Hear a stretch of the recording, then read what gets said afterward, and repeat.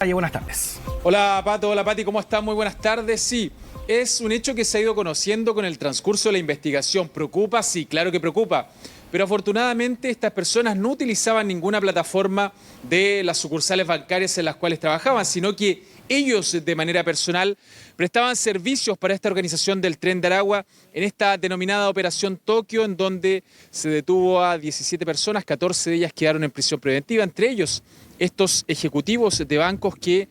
prestaban cuentas para sacar el dinero, incluso algunos cumplían labores directamente delictivas en la extorsión, en la trata de personas con fines de prostitución y explotación sexual. La verdad, es una organización criminal que funcionaba de tal manera que lograron sacar cerca de 75.000 millones de pesos desde nuestro país. ¿Por dónde pasaba ese dinero? Bueno, por las cuentas de algunos venezolanos que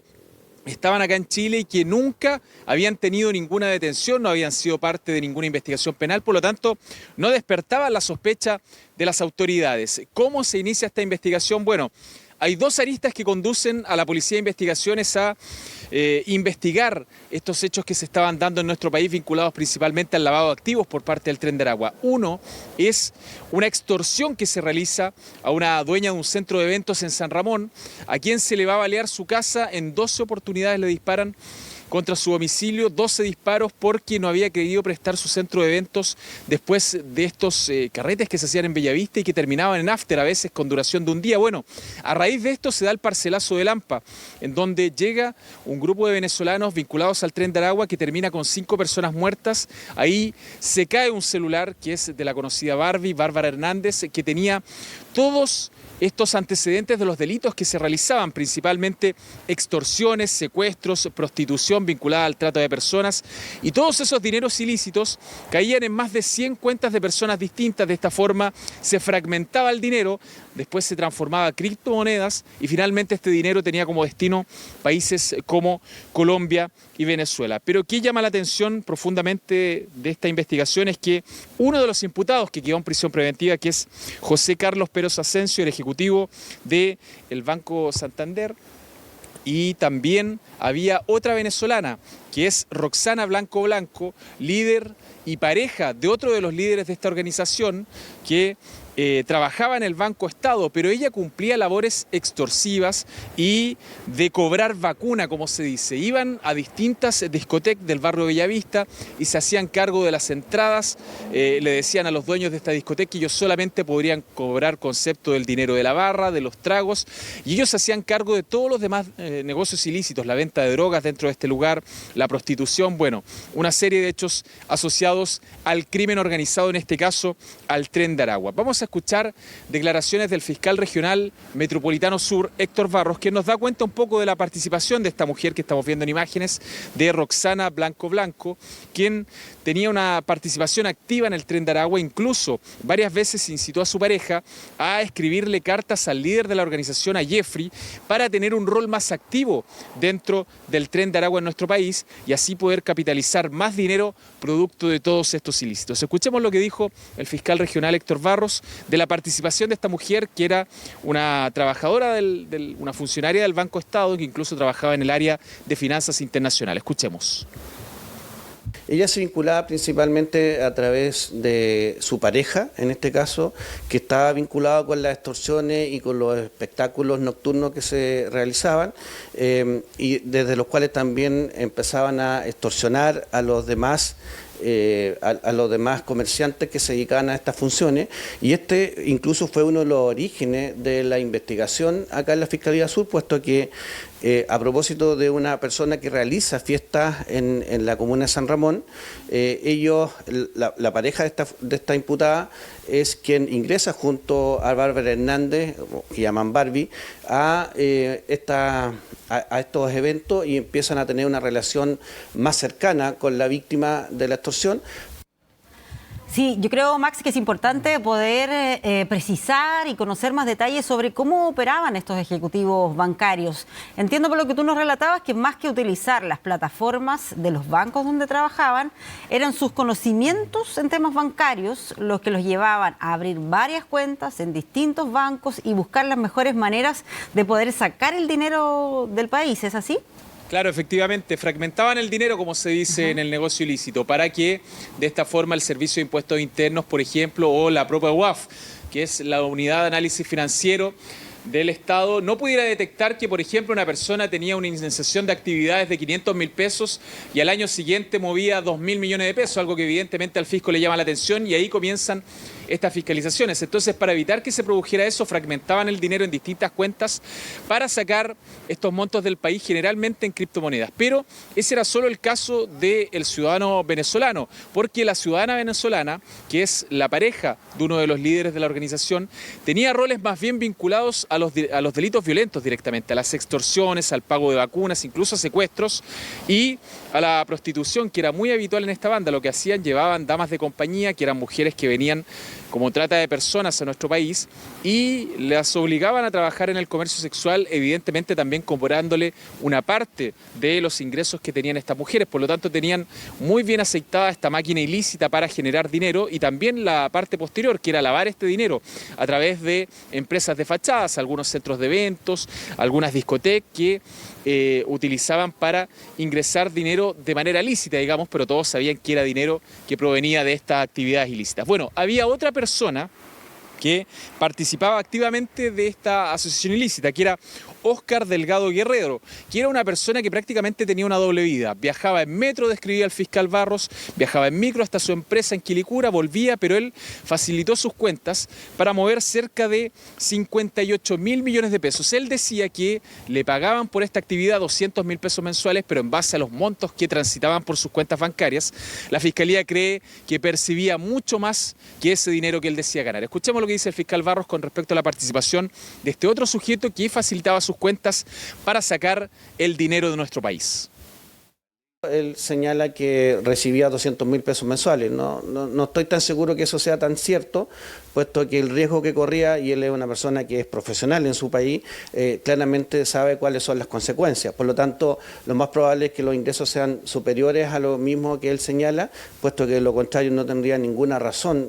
correr este tremendo riesgo con estas cifras de dinero que pasaban por su cuenta, porque él las conocía.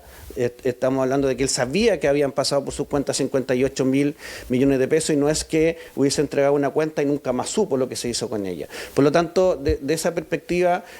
usted no creo que se conforme con 200.000 pesos cuando ve que por su cuenta pasan miles de millones de pesos. Bueno, el día de ayer se realizó la formalización de todas estas personas, que sumaban 17, para 14 la Fiscalía pidió la prisión preventiva, no se pudo ingresar a la audiencia, por eso no tenemos las imágenes, porque era una causa reservada, en la cual, pese a que hubo una maratónica formalización por delitos de asociación criminal, lavado de activos, extorsión, tráfico de drogas, no se pudo ingresar a la sala, por lo tanto no están esas imágenes de estas personas, pero tenemos fotografías de una de las ejecutivas del Banco Estado, ya les decíamos, Roxana Blanco, quien no utilizaba las plataformas de Banco Estado, eso hay que dejarlo muy claro, para realizar estos negocios ilícitos, sino que ella participaba directamente de las actividades criminales. Bueno, tras esta formalización hablaron algunos abogados defensores, algunos de este incluso trabajador de una empresa en Quilicura, que ya los decíamos que prácticamente tenía una doble vida, era un profesional en Venezuela, llegó acá a Chile, llevaba una vida aparentemente normal, porque no se vinculaba a ningún delito directamente, por eso lo utilizaba esta banda del Tren de Aragua, para no despertar sospecha, pero tuvo un movimiento de dinero tan abrupto en sus cuentas que efectivamente en un momento el Servicio de Impuestos Internos lo hizo ir a dar cuenta de cuál era el origen de todo ese dinero, el cual no pudo justificar, y ese fue otro de los elementos importantes para la Fiscalía, porque tuvo una iniciación de actividades en una empresa por cerca de 1 millón de pesos y luego transitaban por su cuenta más de 2.000 millones de pesos, lo que llamaba claramente la atención de las empresas, de las instituciones fiscalizadoras, bien digo, acá en Chile, como es la UAF, que es la Unidad de Análisis Financiero, y también el Servicio de Impuestos Internos. Escuchemos a los abogados defensores de estas personas que tratan de exculparlos un poco, de argumentar cuál sería la participación de estas personas más bien como víctimas que como imputados de estos delitos. Que son personas que tienen empresas legalmente constituidas, como es lo que ocurre con mi representado, quien se dedica a la transacción de criptomonedas, esto es movimiento a través de plataformas como lo es la plataforma Binance, y también a las remesas de dinero enviadas a países como Venezuela. Entendemos que el Ministerio Público solicitó la prisión preventiva para la totalidad de los imputados en este caso. Sí, va a pedir prisión preventiva para todos. Bueno, originalmente testaferro, pero también le agregaron otros delitos que obviamente va a haber que defenderlo, son tesis del Ministerio Público. En el caso particular de mi representado, él es víctima, puesto que hace aproximadamente 4 años está siendo extorsionado, él tiene que pagar montos importantes, elevados, y bueno, se da la teoría de que ellos organizan fiestas normalmente los días domingos y se contacta con los organizadores de las fiestas, y después de eso obviamente llegan a la conclusión de que para poder mantener y poder funcionar tienen que verse obligados a pagar cierta cantidad de dinero. Sí, entre testaferro y además prestar su discoteca para algún acto por parte del Tren de Aragua, pero situación que no se pudo probar en esta audiencia. Bajo ese concepto, el Ministerio Público no pudo probar ni a través de ningún tipo de documentación, ni tampoco a través de ningún tipo de elemento técnico, señalando que mi representado tenía que ver en esta causa.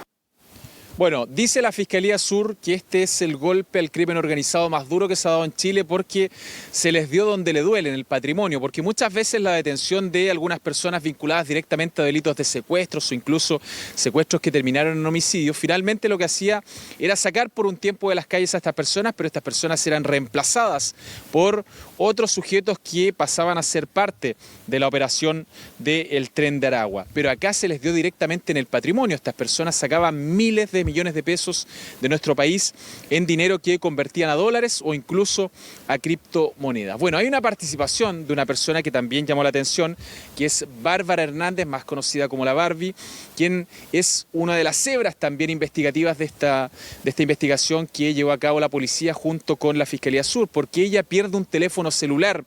en este parcelazo de Lampa, en donde mueren 5 personas producto de una balacera y en donde ese teléfono celular da cuenta de algunas de las actividades ilícitas que realizaba el Tren de Aragua. Ella, por ejemplo, era una suerte de operadora logística, generaba falsos eventos, eventos que nunca se realizaban, arriendos de centros de evento y discotecas para supuestamente realizar fiestas en las cuales se lavaba el dinero en estas cuentas de algunos ejecutivos bancarios que eran enviadas finalmente remesas afuera del país, y así va funcionando esta bicicleta, esta maquinaria del Tren de Aragua acá en Chile para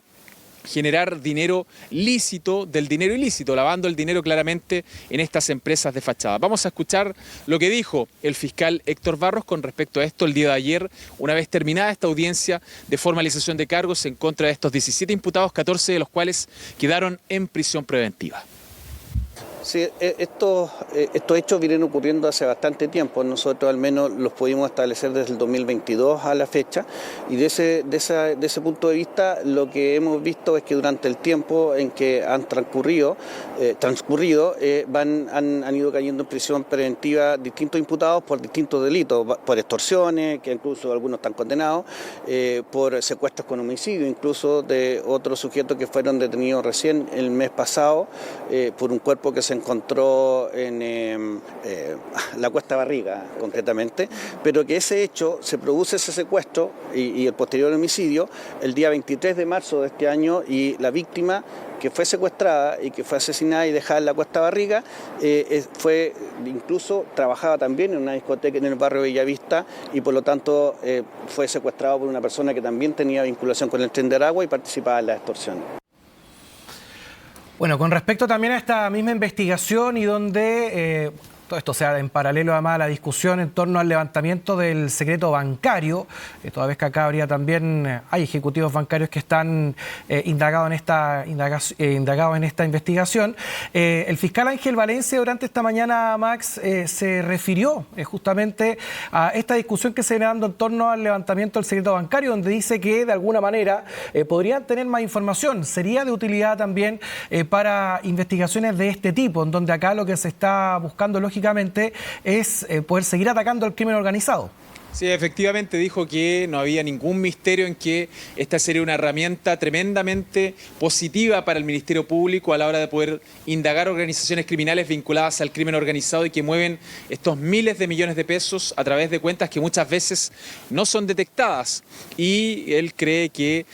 los propios parlamentarios y desde las fundaciones deberían sumarse a esto, porque esos son dineros que deberían estar por lo menos en este sentido disponibles para ser analizados por parte de la Fiscalía. Hay que recordar que acá muchas veces a los organismos fiscalizadores les faltan manos para poder ver movimientos bancarios millonarios que se realizan en Chile, y tal vez esa sería una herramienta fundamental, dice el fiscal nacional Ángel Valencia, para poder detectar más tempranamente a estas organizaciones criminales que están operando en nuestro país y que están sacando grandes cantidades de remesas a otros países, principalmente Colombia y Venezuela, en criptomonedas y en dólares, que es aún más difícil de hallar. Escuchemos lo que dijo el fiscal nacional Ángel Valencia con respecto a este tema del secreto bancario que tanta polémica ha generado el último tiempo en nuestro país. ¿Por qué? Porque normalmente el secreto bancario lo que ampara es la intimidad de las personas, ¿no? Y otros secretos protegidos por ley. Pero esa misma intimidad no la tienen las instituciones públicas, ¿eh? El derecho que tienen ustedes a mantener, a proteger su vida privada, a que se mantenga dentro de la esfera de su propia, insisto, intimidad, es distinta de la de una municipalidad. La intimidad que puede tener una municipalidad es distinta a la que puede tener una persona natural o una empresa del Estado, o incluso, permítanme agregar, hemos dicho, una corporación o una fundación sin fines de lucro, ¿eh? En consecuencia, nos parece que hay ámbitos en los cuales podríamos avanzar mucho más si se nos permitiera al Ministerio Público no tener que pedir autorización judicial para revisar la cuenta corriente de una corporación, de una fundación, de un municipio, de una corporación municipal, particularmente en casos de corrupción. Bueno, ahí lo decía el fiscal Ángel Valencia, no todos tienen la misma intimidad con respecto a su secreto bancario. Habló de los funcionarios públicos, de las fundaciones que deberían estar más abiertas a la supervisión de algún organismo técnico que pueda ver si efectivamente hay flujo de dinero que llame la atención. En este caso, Pati Pato, ocurrió con cuentas que eran abiertas un año y al año siguiente tenían movimiento de dinero por miles de millones de pesos, lo que evidentemente despertaba la atención de, por ejemplo, el Servicio de Impuestos Internos, pero muchas veces no se pueden fiscalizar todas las cuentas, por lo tanto sería una herramienta bastante positiva para el trabajo de la Fiscalía contra el crimen organizado. Y bueno, vamos a ver ahora porque hay algunas cuentas que están retenidas, son cerca de 1.000 millones de pesos, pero imagínense, eso es una fracción muy mínima con respecto a